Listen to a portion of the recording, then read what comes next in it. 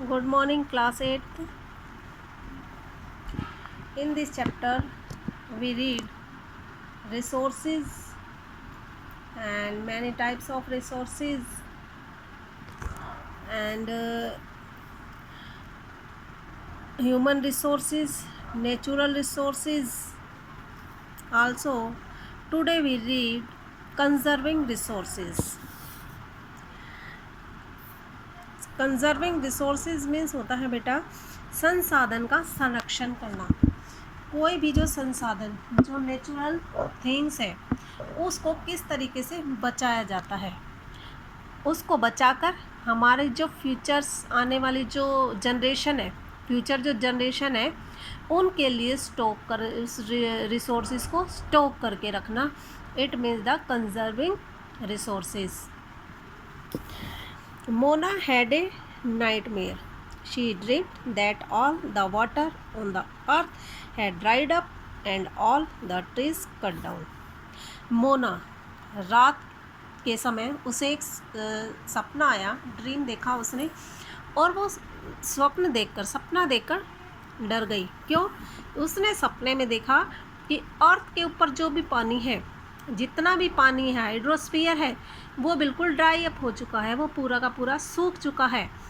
और जो ट्रीज़ हैं वो कट हो चुके हैं, सभी ट्रीज़ ख़त्म हो चुके हैं, काट दिया गया है।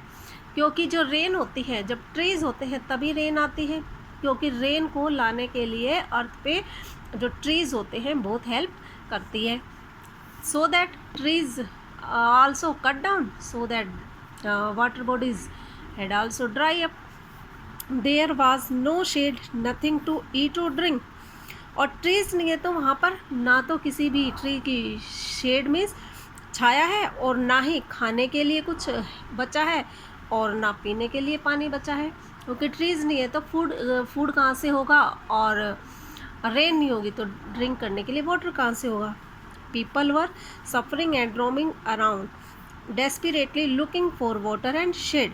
जो पीपल है वो बहुत बुरी तरीके से डर चुके हैं ये सोचकर कि उनके आस पास की वो जो सिचुएशन देखते कि खाने के लिए भोजन नहीं है, और मनुष्य के जो ह्यूमन है उसको बैठने के लिए छाया भी नहीं है, पीने के लिए पानी भी नहीं है।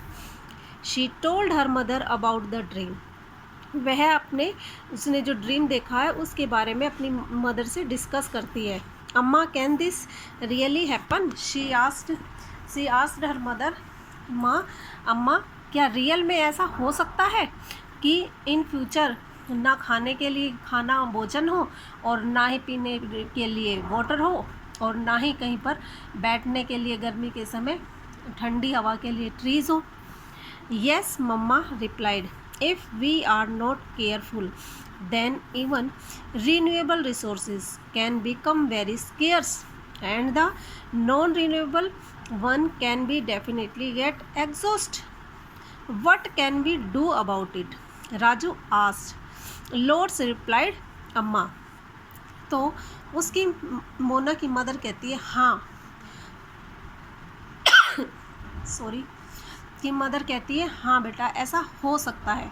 यदि जो हमारे रिसोर्सेज है, रिन्यूएबल जो रिसोर्सेज है, यदि हम उनको केयरफुल वे से उनको यूज़ नहीं करेंगे तो उनकी कमी हो जाएगी, वो कम हो जाएंगे, जिसके कारण जो फ्यूचर जनरेशन है वो उनको यूज़ नहीं कर पाएगी। उनको यूज़ करने के लिए उनके पास कोई भी रिसोर्सेज रहेगा ही नहीं, क्योंकि जितने भी रिसोर्सेज हैं उनको तो हम पूरा उसको वेस्ट कर रही है, उसका मिसयूज़ कर रहे हैं। सो दो नॉन रिन्यूएबल रिसोर्सेज हैं वो भी, उनका भी स्टॉक लिमिट रहेगा, या फिर वो भी बिल्कुल ख़त्म हो चुके होंगे।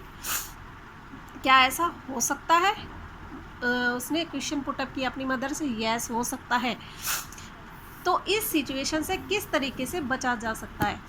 अब वो अपनी मदर से इस सिचुएशन से बचने के लिए कोई वे पूछ रही है कि किस तरीके से इसको इस तरीके से बचा जा सकता है, संसाधनों को कंजर्विंग रिसोर्सेज किया जा सकता है। Using resources carefully and giving them time to get renewed is called the resources conservation.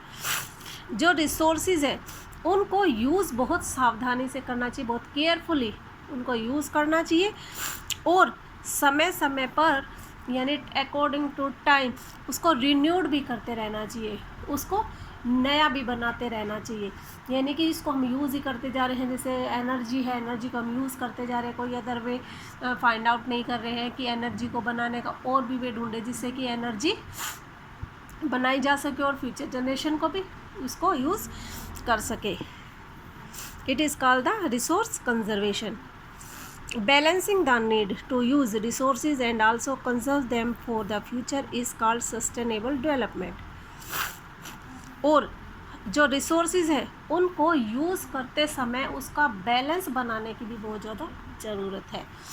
उसको रिसोर्सेज को कंजर्वेशन तो करना है, लेकिन उसके साथ उसको यूज़ करते हुए उसका बैलेंस भी बना के रखना है कि भाई जो हम रिसोर्सेज यूज़ कर रहे हैं उनको यूज़ करें और साथ में उसको समय के अकॉर्डिंग और टेक्नोलॉजी से और दूसरा वे उस चीज़ को यूज़ करने के लिए उस चीज़ के लिए एक दूसरा वे भी फाइंड आउट करें जिससे कि उस चीज़ को दोबारा भी बनाया जा सके।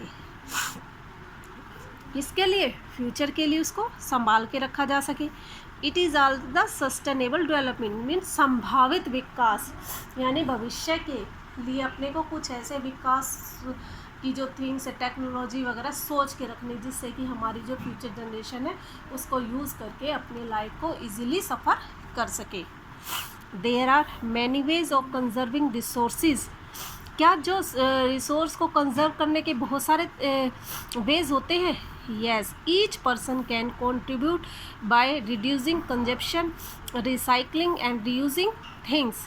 जो प्रत्येक पर्सन है वो जो कंजप्शन हो रहा है उसको कम किया जा सकता है। उसके लिए प्रत्येक पर्सन की हेल्प की ज़रूरत होगी, हर एक पर्सन के कंट्रीब्यूशन की ज़रूरत होगी कि हर एक पर्सन जो रिसोर्सेज है उनकी खपत को कम करने में हेल्प करे। किस तरीके से किया जा सकता है? जैसे यदि एक ही अपने का कहीं जाने का वे एक ही है तो अपन क्या कर सकते हैं, फॉर एग्जांपल योर फादर, आपके फादर और आपके जो फ्रेंड है उनके फादर दोनों का सेम ऑफिस है, सेम वे एक ही रास्ते पे ऑफिस है, तो दोनों एक ही व्हीकल को यूज़ कर सकते हैं या day by day turn by turn use कर सकते हैं। इस तरीके से फ्यूल को कंजप्ट किया जा सकता है। नेक्स्ट होता है रिसाइकलिंग। किसी भी चीज़ को दोबारा यूज़ किया जा सकता है, एक बार ख़त्म होने के बाद उस चीज़ को दोबारा बनाया जा सकता है। जो पेपर वेस्ट हो गया उसको वेस्ट कर बाद जो पेपर बचता है या जो पेपर वे ख़राब हो चुकी है उनसे कोई दूसरी चीज़ें बनाई जा सकती है और रिसाइकलिंग। और कुछ चीज़ों को दोबारा यूज़ किया जा सकता है फॉर पेपर जो ख़राब हो चुके हैं वो यूज़ नहीं होते हैं, जैसे भी आपकी नोटबुक फिल हो गई है या न्यूज़पेपर है, वन डे रीड करने के बाद मिस यूज हो जाता है, उसका कोई यूज़फुल नहीं रहते हैं, तो उसको अपन एनवलप बना सकते हैं या फिर और भी बहुत सारी चीज़ डेकोरेटिव थिंग्स बना सकते हैं, यूजेबल थिंग्स बनाकर उसको यूज़ कर सकते हैं। Ultimately it makes a difference because all our lives are linked. और इसके लिए डिफरेंस बनाना बहुत ज़्यादा ज़रूरी है क्योंकि जितने भी लिव्स हैं वो सभी एक दूसरे से जुड़े हुए हैं। ये जो जुड़ाव है इस जुड़ाव को ही ये जो लिंक बना हुआ है इसको बनाए रखते हुए अपने को रिसोर्सेज कंजर्व करने होंगे। Now today is enough for you. Thanks.